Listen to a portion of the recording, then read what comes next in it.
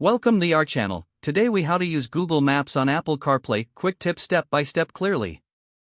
To begin using Google Maps on Apple CarPlay, ensure your iPhone is connected to your vehicle. Use a USB cable or a wireless connection, depending on your car's compatibility. Once connected, your vehicle's display will show the CarPlay interface. On the CarPlay home screen, look for the Google Maps icon. If you don't see it, you may need to download Google Maps from the App Store on your iPhone. Tap the Google Maps icon to open the application. You'll see a map view on your car's screen. To search for a destination, tap the search bar at the top. You can either type your destination or use voice commands for easier navigation.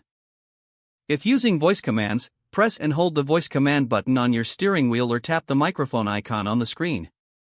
After entering your destination, select it from the search results. Once selected, tap the Directions button to begin routing.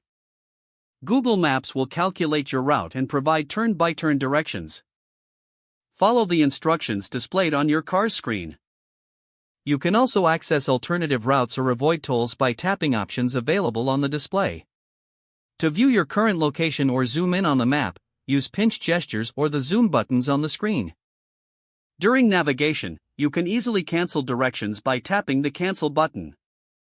If you need to stop for a moment, press the Home button to return to the CarPlay main screen without ending the navigation. When you are ready to continue, simply tap Google Maps again to pick up where you left off. Enjoy the convenience of using Google Maps on your Apple CarPlay while driving safely and efficiently.